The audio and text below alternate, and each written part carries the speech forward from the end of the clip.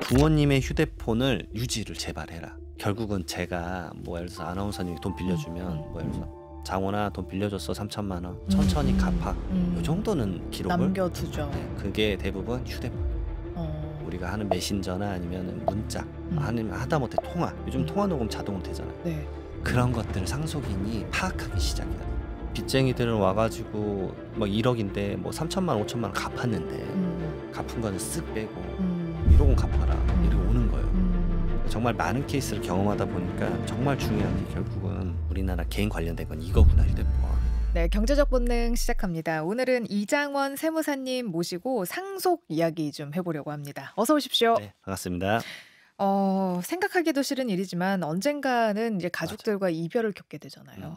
그 순간에 뭐부터 해야 되지? 라면서 굉장히 막막하신 분들 있으실 것 같아요. 그래서 오늘은 부모님 돌아가셨을 때 반드시 챙겨야 할 일들에 대해서 꼼꼼히 짚어보려고 하는데요. 만약에 부모님 중 한 분이 갑자기 돌아가셨다.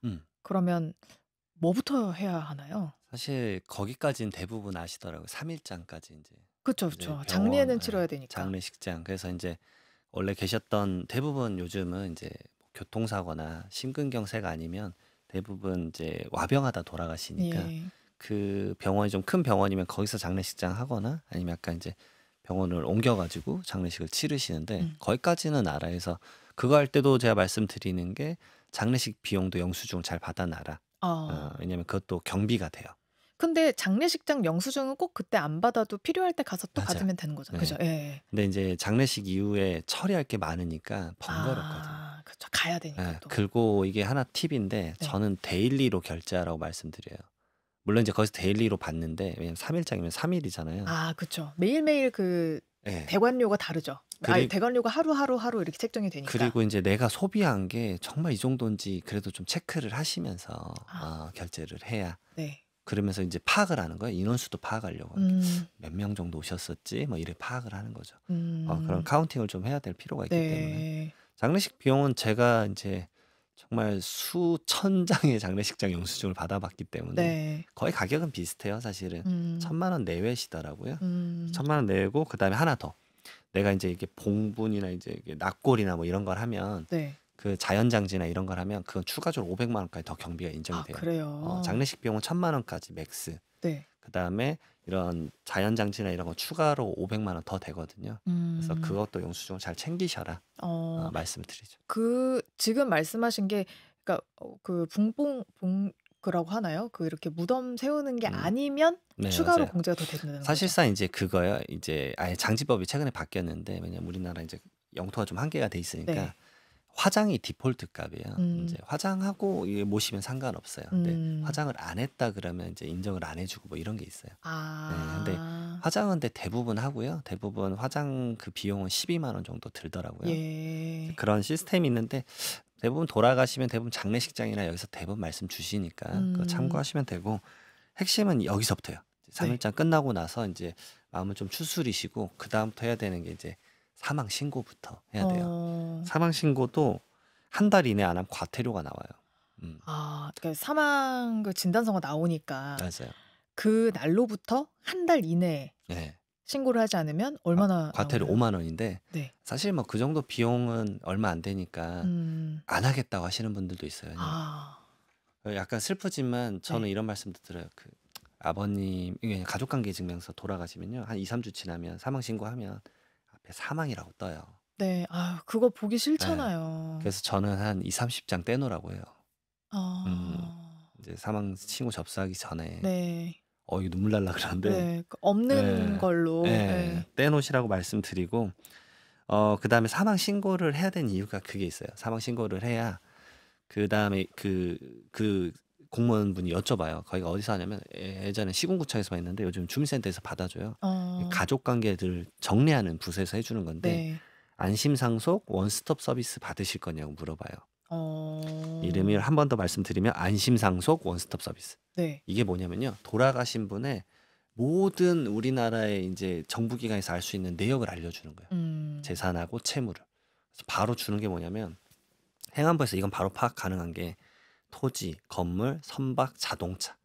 이건 바로 줘요. 네. 그래서 왜냐면 우리나라 상속재산의 대부분이 부동산이거든요. 그쵸. 그래서 부동산 아빠가 이런 내역도 있었네. 이렇게 알게 되는 경우가 있어요. 그래서 그것에 대한 이제 상속세 신고 때문에 네. 그걸 알아야 되는 게 있고 그다음에 당연하잖아요. 등기를 가져와야 돼요. 그쵸. 예, 상속 등기를 해야 되기 때문에. 근데 상속 등기는 제가 말씀드리지만 영상 끝에 보셔야 돼요. 네. 마지막에 해야 돼요. 어. 받자마자 내 걸로 등기 이렇게 하면 후회해요. 가장 예, 마지막에. 그래서 이 영상을 꼭 끝까지 네. 보시라고 네. 말씀을 드려요. 자, 그리고 이제 각종 금융기관, 음. 그러니까 은행, 보험, 증권, 그다음에 뭐 우체국, 새마을금고, 산림조합, 건보, 국민연금 막 이런 네. 각종 19개의 기관에 쫙 연락을 뿌리는 거예요. 네. 이분이 돌아가셨는데 이분 관련된 채권이나 채무 있으면 다 알려달라. 근데 이게 20일 정도 걸려요. 그러면 한 달 맞아요. 너무 바쁜데요? 생각보다 시간이 엄청 걸려요. 그래서 상속세 신고가 돌아가신 날이 속하는 달에 말일로부터 6개월이에요. 네. 그러니까 예를 들어서 지금 영상 찍는 날이 6월이니까 네. 그러면 7, 8, 9, 10, 11, 12월. 12월 말일까지 신고인데 음. 대부분 이러세요. 많이 남았네. 음. 절대 그렇지 않아요. 왜냐면 이 우선 서류 지금 장례식하고 이 지금 각종 이제 내용을 안내받는데 이미 한 달 써버린 거예요. 그러니까요. 네, 이게 아무것도 못하고 한 달이 지났어요. 그리고 하나 더. 이런 거는 제가 진짜 말씀드리는 게 행정 업무를 잘하는 상속인이 해라, 제발. 그러니까 가끔 이제 40, 50대 이제 상속인들은 막 왕성하게 경제활동 할 때잖아요. 엄마가 좀 해 이래요. 아버지 돌아가시면. 엄마는 연락 받고 이게 뭐야? 잃어버린 미스가 생겨요. 그게 그걸 뭐 엄마든 아빠든 행정 업무에 빠삭한 분이 하는 게 대표로 맞아요. 하는 게 제일 좋다. 제일 좋아요. 예. 왜냐하면은 그 사람의 휴대폰 인증을 또 해야 돼요. 그러니까 그런 절차들이 있어요. 그럼 또 이런 말씀하세요. 아니 세무사가 업무 맡겼으면 세무사가 해야지. 상속은 거의 유일하게 세무사든 변호사든 대리권을 못 가져요. 대부분의 서류 업무 처리할 때. 절대 안 본인이 가야 해줘요. 되는구나. 네, 웬만하면 본인이 가야 돼요. 자, 그러면 이제 이렇게 20일 정도 지나면 이제 그 다음부터는 본격적으로 그 다음 단계 넘어가는 겁니다. 네. 자, 그러면 지금은 안심 상속 원스톱 서비스를 이용을 해서 아까 말씀하셨던 행안부에서 알 수 있는 뭐 토지, 건물, 선박, 자동차 또 온갖 예금, 채무 뭐 이런 것도 다 알 수 있다고 했잖아요. 사채는요? 사채는 몰라요. 그쵸. 그렇기 때문에 제가 말씀드리는 게 요거예요. 제가 우연찮게 유튜브에서 영상 찍었다가 확 올라간 게 네. 휴대폰. 왜 휴대폰이냐? 부모님의 휴대폰을 유지를 제발 해라. 왜 그러냐면 부모님의 휴대폰 돌아가셨는데 아버지가 돌아가셨다 해볼게요. 아버지 휴대폰 뭐 이제 쓸 일 없잖아. 이러잖아요. 그게 아니에요. 결국은 제가 뭐 예를 들어서 아나운서님이 돈 빌려주면 뭐 예를 들어서 장원아 돈 빌려줬어 3천만 원 천천히 갚아. 요 정도는 기록을 남겨두죠. 네, 그게 대부분 휴대폰이에요. 우리가 하는 메신저나 아니면은 문자 아니면 하다못해 통화. 요즘 통화 녹음 자동으로 되잖아요. 네. 그런 것들을 상속인이 파악하기 시작해야 되는 거예요. 이것만 부탁을 할 게 아니라 내 부모님의 휴대폰을 이제 하나하나 다 뒤지기 시작해야 하는 네. 그 작업을 해야 되는 그렇죠. 거예요. 그래서 제가 이제 저는 상속이 일어나신 분들에 대한 상속세는 무료 상담을 계속 해드리고 있어요. 거의 지금 한 3, 4년째 하고 있어요. 네. 제가 원래는 그걸 돈을 조금 받았었는데 왜 무료로 하게 됐냐면 제가 코로나가 계기였어요. 코로나로 그분이 매출액 그래도 한 400억 정도 되는 사업체 사장님이셨는데 네. 3일 만에 돌아가셨어요. 어머. 그러니까 코로나 때 그랬잖아요. 그러면서 저는 진짜 그때 많은 것을 좀 깨쳤던 것 같아요. 이게 죽음이라는 게 진짜 예측을 못하네. 근데 그 죽음을 사실 저도 젊은 상태니까 네. 제 죽음을 사실 애견이나 하겠습니까? 근데 그 집안도 마찬가지였던 거예요. 그래서 그 집안이 풍비박산이 났어요. 왜냐면 배우자는 그냥 가정주부였거든요. 네. 그리고 자녀는 중2였어요. 어머. 뭘 어떻게 해요? 그러게요. 그래갖고 저한테 손 붙잡고 세무사님 어떻게 해갖고 휴대폰을 보세요 하고 왜냐면 사업을 하니까 돈 주고받은 내역이 다 있는 거예요. 그렇죠. 그러니까 빚쟁이들은 와가지고 막 1억인데 뭐 3천만 원, 5천만 원 갚았는데 갚은 거는 쓱 빼고 1억은 갚아라 이렇게 오는 거예요. 그리고 내가 이제 전에 돌아가신 그 남편이 돈 받을 게 있는데 그 사람들은 연락도 안 되고 그거 정리해 준다고 네. 하면서 이거 돌아가신 분들한테 이게 국가 차원에서 이런 절차를 알려줘야 되는데 내가 이걸 알려주고 있구나. 제 영상이 막 조회수가 막 700만 이러더라고요. 내가 깜짝 놀랐어요. 사실상 봉사네요. 세무사님은. 예. 이거는 좀 해줘야겠다 느끼고 있어요. 어. 지금도 계속 하고 있고 상담 거의 1시간씩 해주거든요. 결국은 이 휴대폰 음, 제발. 그리고 부조를 알리는데도 사실 네. 1년 이후에 알려주는 경우도 많아요. 아, 왜냐면 이제 아버지 친구분이 해외에 있다가 들어와서 연락해서 음, 너 연락이 왜 안 되냐 하면 아버님 돌아가셨습니다. 막 이런 어, 경우도 있거든요. 그러니까 정말 많은 케이스를 경험하다 보니까 정말 중요한 게 결국은 우리나라 개인 관련된 건 이거구나 휴대폰. 그래서 근데 돌아가셨잖아요. 근데 사망한 사람의 휴대폰을 계속 살려놓는 게 가능해요? 그 번호를 승계받을 수 있어요. 어, 번호를 승계받고 가장 최소 요금제로 유지만 해라. 해봤자 아, 그럼 요즘 뭐 알드폰이야 이런 것도 많으니까 3, 네, 4천 원도 안 내요. 네, 번호 쓸 일은 없잖아요. 유지만 음, 해놓으셔라. 네. 저는 그래서 항상 그 걱정을 좀 했었거든요. 상속이 다 끝난 후에 정말 갑자기 모르는 사람이 나타나서 너희 아버지 나한테 얼마 빌렸다. 나타납니다. 그러니까 저는 그게 너무 네, 정말 무섭더라고요. 황당해요. 네, 그래서 이게 약간 다음 질문 넘어가는 거긴 네, 한데 갑자기 빚내놔라 이러거든요. 네, 그러니까 이게 사업을 아빠가 하다 돌아가셨는데 아빠가 사채를 많이 썼다는 걸 어느 음, 정도는 알잖아요. 뭐 음, 배우자도 좀 알고 뭐 배우자가 뭐 누구한테 돈 좀 빌렸어 뭐 사업하는데 뭐 이렇게 말씀하신 걸 기억을 하시는 거죠. 그러게 되면 제가 꼭 말씀드리는 게 그 다음 절차예요. 이 상속을 이제 한정 승인을 받거나 아니면 음, 상속 포기를 하거나 네, 이런 단계가 필요하다. 네, 그래서 만약에 이제 한정 승인은 뭐냐면 내가 상속을 받기는 하네. 내가 빚이 얼마인지 몰라. 근데 음, 빚 있는 데까지만 받을게. 그러니까 음, 상속세에서 먼저 50억이 확정됐다. 근데 빚이 이게 45억인지 55억인지 모르겠어. 음, 그럼 빚이 만약에 55억이면 50억까지만 받을게. 그게 이제 한정 승인인 거고 상속 음, 포기는 나는 그냥 아예 모든 것에서 빼줘. 음, 모든 권리 의무를 다 포기할게. 음. 라는 거예요. 그러면은 제가 그때 그냥 주워 듣기로는 그게 계속 폭탄 던지기처럼 누구한테 맞아요. 간다고 하더라고요. 그래서 이제 상속이 일어나면 배우자랑 자녀가 1차 상속인이잖아요. 네, 그러면 요즘 평균적으로 이렇게 돼요. 배우자랑 자녀 세 분이거든요, 대부분. 네, 네. 그러면은 이 네 분이 다 상속 포기를 하면 음, 손주로 내려가고 어, 손주가 다 포기하면 형제로 넘어가고 계속 가는 거예요. 네. 끔찍한 일이 펼쳐지는 거죠. 그러니까요. 그러니까 이 세 분은 상속 포기를 하시는 거고 네. 한 분이 한정 승인을 하면 이 음, 대에서 끝나요. 어, 이제 그런 절차들도 좀 알고 계셔야 된다 말씀을 꼭 네. 드려요. 그래서 저는 이건 약간 이제 좀 나간 얘기이긴 하지만 그렇게 해서 모든 상속 절차, 상속세 다 내고 이게 다 끝났을 때 저는 오히려 진짜 이 사람한테 채무가 있다, 그러니까 채권이 있다라고 했을 때 오히려 그 절차 다 끝난 다음에 나타날 것 같거든요. 아니요. 생각보다 바로 나타나요. 예.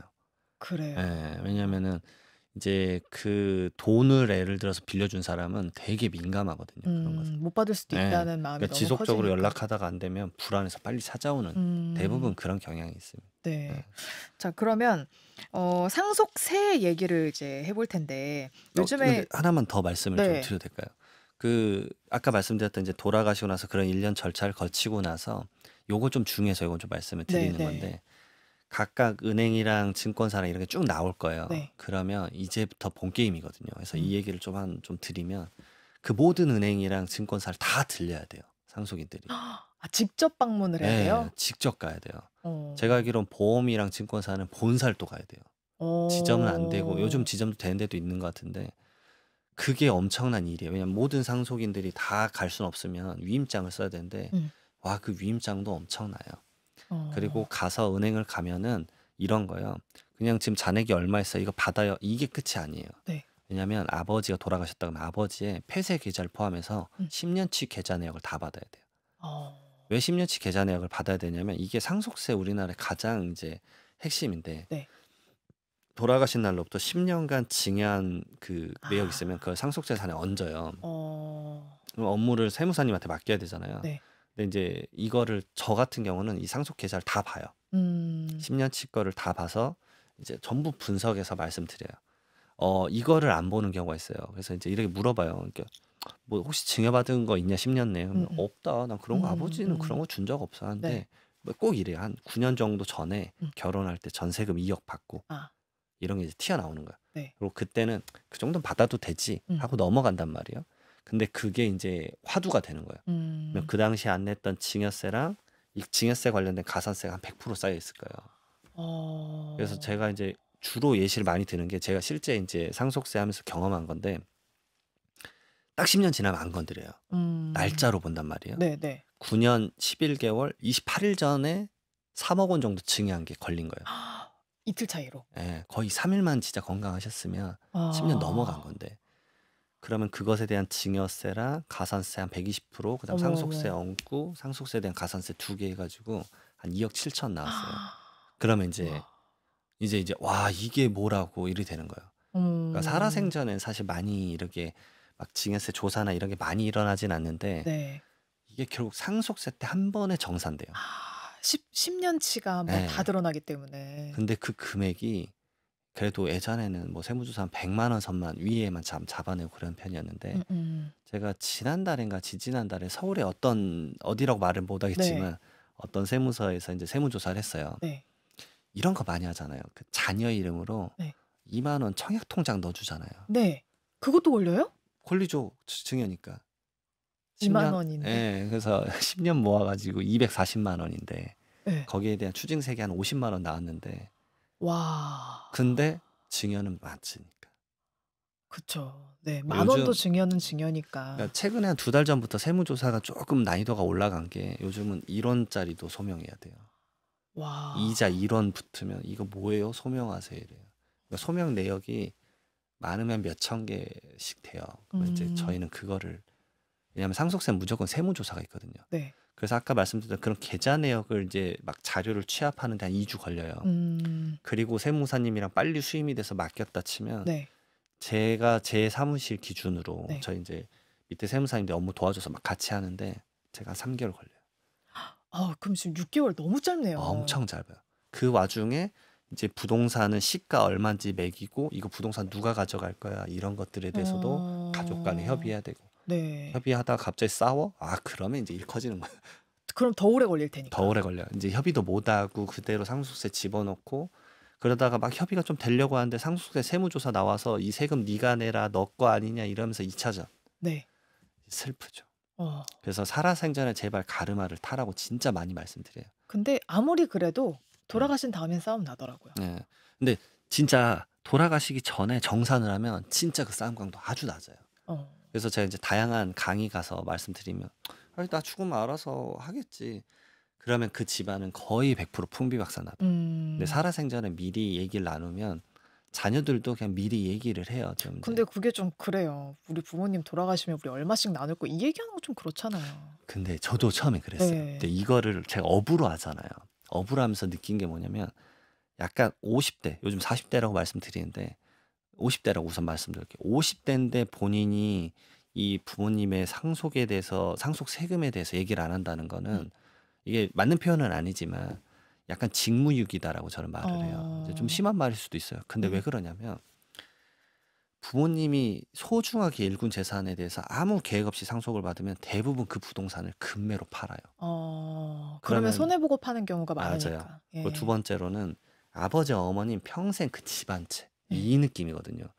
근데 그 집을 못 지키고 팔아요. 그러니까 어머니가 딴 데로 이사를 가야 돼요. 그러니까 오히려 저는 미리 알아야 된다. 미리 얘기를 나눠서 어떻게 이 자산을 잘 지켜내고 읽을 건지 그 네. 말씀을 드려요. 네. 그래서 지금 막 2억대가 나와버리고 상속세가 그렇게 나와버리면 네. 현금 2억 있는 집이 어디 있어요? 사실. 없어요. 네. 그러니까 대부분 진짜 부동산. 집안채랑 현금 2, 3천만 원 끝이에요, 대부분. 네. 네. 그래서 요즘에 많은 이제 상속 받으시는 분들은 와, 나 진짜 이러다 벼락상속이다.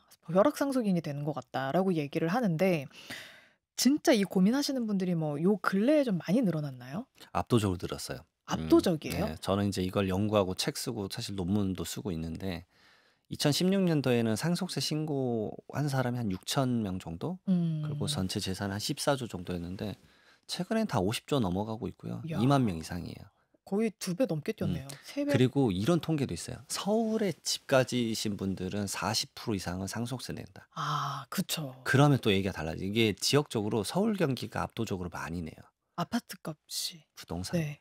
결국 부동산이 예전에 5억이었는데 얘가 15억, 20억 된 거예요. 네. 그러니까 나는 바뀐 거 없고 집은 더 낡았는데 뭐 상속세 얼마라고? 뭐 5억? 장난해? 이렇게 돼버리는 거예요. 근데 이걸 아직도 인지를 많이 못하고 있어요. 근데 요즘은 이제 직장인분들이 인지를 해서 서로 이렇게 이제 스터디하고 강의한다 그러면 저 부르고 뭐 그러더라고요. 그러니까 그러게 됐어요. 그래서 정말 이거 준비하셔야 됩니다. 왜냐면은 뭐 얼추 음. 20억짜리 아파트 사례로 들어보면 이제 일괄공제에 5억 원을 빼줘요. 네. 그다음에 배우자가 있으면 최소 5억 원 빼주거든요. 네. 그럼 10억 빼면 10억에 대해서 상속세가 한 2억 4천만 원 나와요. 그러니까 저는 네. 이렇게 알아요. 뭐 어디 아파트 한 채를 몇 평정을 물려받았다 그러면 시가 얼마세요? 아, 상속세 얼마? 음. 바로 나와요. 아, 거기는 6억. 아, 거긴 4억. 바로 나와요. 네. 그러면 놀라세요. 왜냐면 그 돈이 없죠. 없죠. 없죠. 당연히. 누가 현금으로 그걸 예. 가지고 있어요. 그럼 제가 네. 말씀드린 팔아야죠. 어. 근데 못 팔아요. 왜 못 파냐? 강남 3구랑 용산은 토지가 묶여서 아무도 안 사요. 못 못 사죠. 사요. 사실 못 예. 사요. 너무 비싸서. 그럼 어떻게 되냐? 그 물건 공매로 공매로 나가버린 거예요. 세금 못 내고. 야, 가끔 제가 경매 시장을 좀 보는데 아, 저도 경매해요. 경매 시장 보면은 가끔 공동주인들이 되게 많은 물건들이 있어요. 상속 그게 물건이죠. 상속 네. 물건들이잖아요. 예. 저도 최근에 입찰 들어간 게 상속 물건이었어요. 예. 못 지켜내고. 네. 저도 경매를 계속 하기 때문에.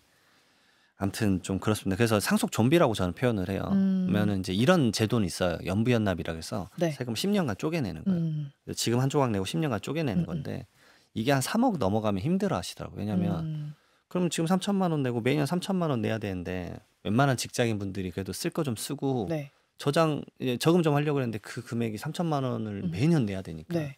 근데 이거 이자도 붙어요. 어렵죠. 3.1%. 네. 3.1이에요. 네. 그러니까 막 이제 계속 바뀌거든요. 이게 금리 맞춰가지고. 그러면은 남은 금액이 3.1%니까 3억이면 3%면 900만 원, 그러니까 4천만 원씩. 주담대 내듯 계속 내야 되는 네. 그런 상황이네요. 그렇죠. 네. 그러면 집 팔면 되지 않냐는데 사실 집을 못 파는 경우가 방금처럼 토지가 묶여서 못 파는 경우도 있고요. 두 번째로는 어머니가 이제 서운해요.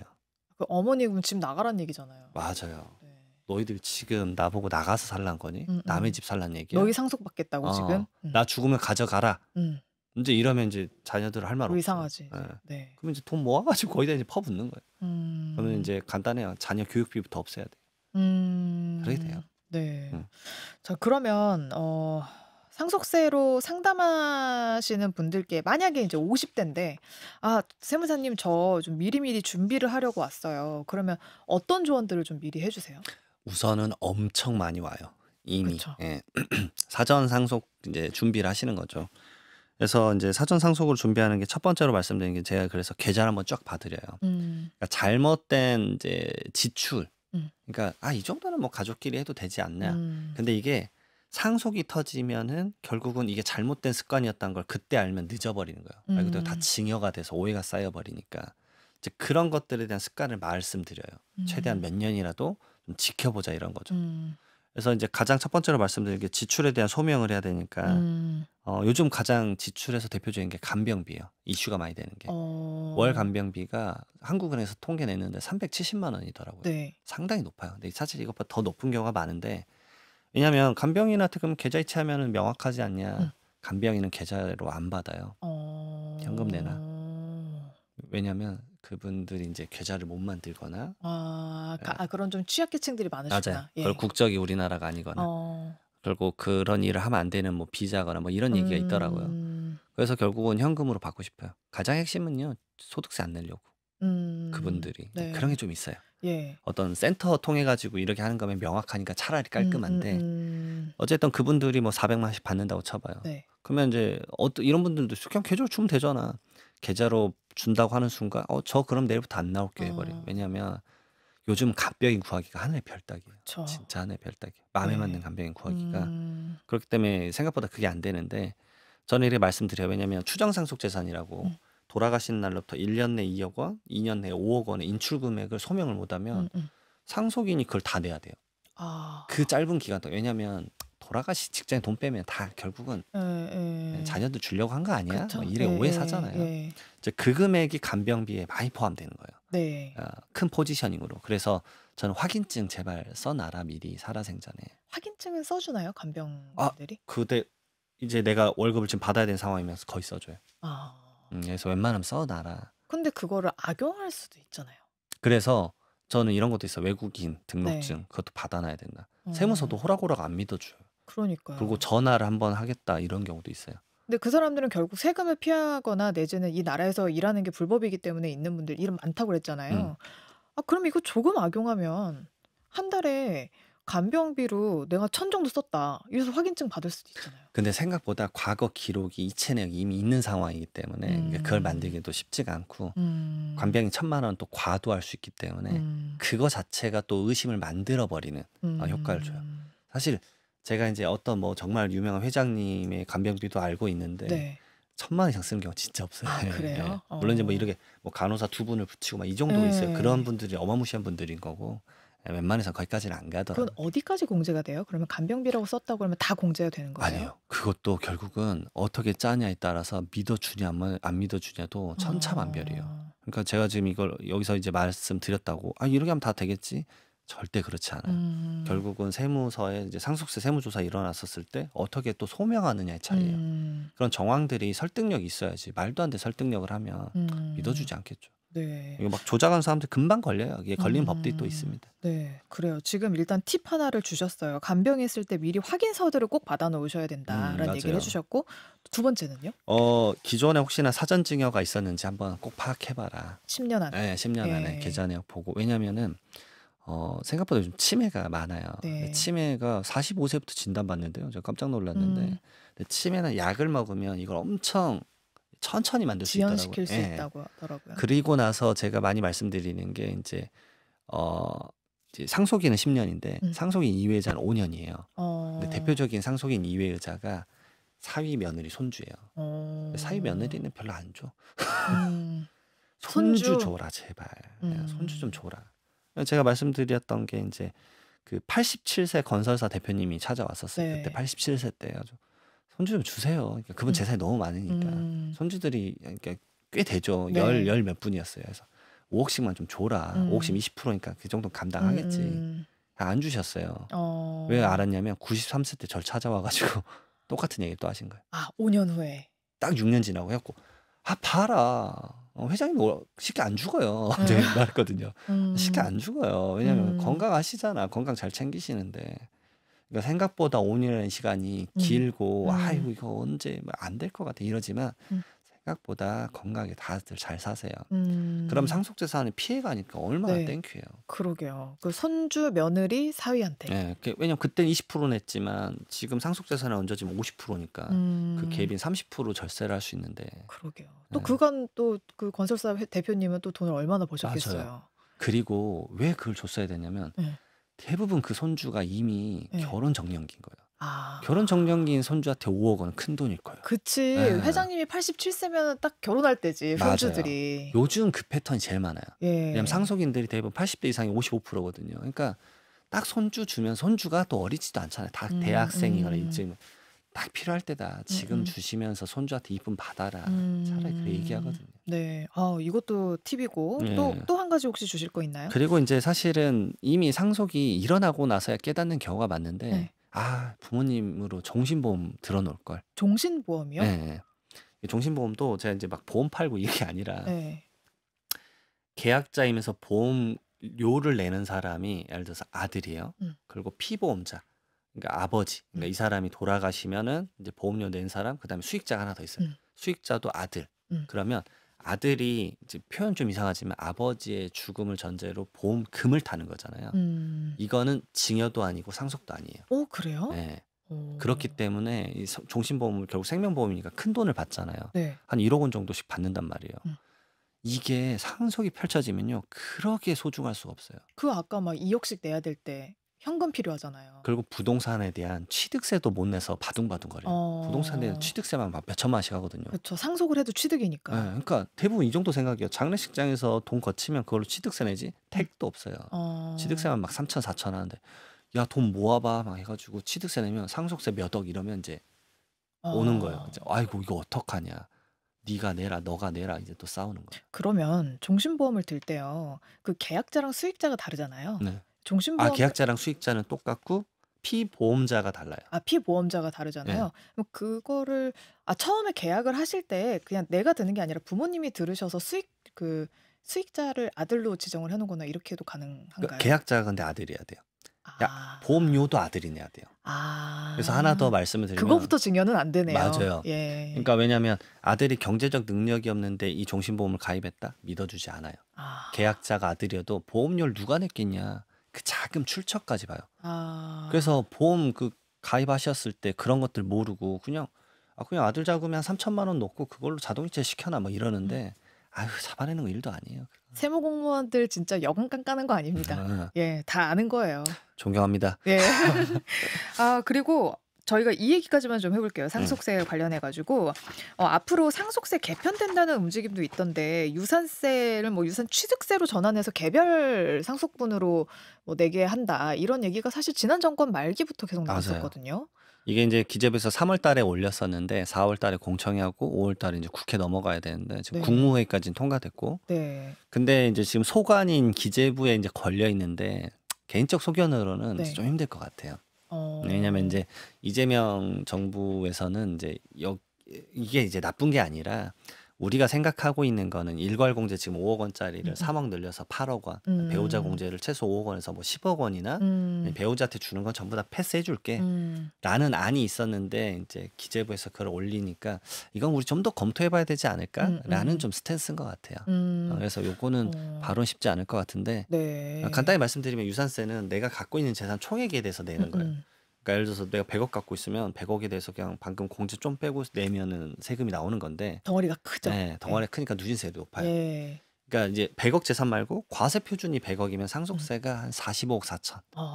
근데 유산취득세는 이제 극단으로 가면 내가 자녀가 10명이다. 네. 각각 10억씩 준다. 네. 그러면은 각각 자녀마다 5억 원씩 빼줘요. 와 그러면 확 주네요. 확 줄어요. 그리고 배우자는 10억 기본 빼주고. 어. 그러니까 배우자 없다고 치고 자녀 10명한테 그래 주면 1인당 세금이 9천만 원이에요.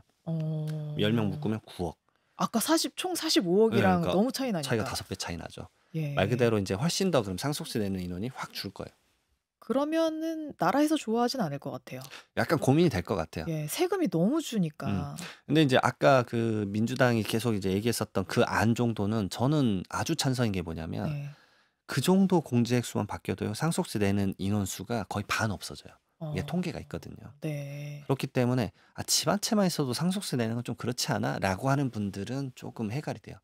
그렇다고 거기에 대한 세수 일실이 크냐? 별로 안 커요.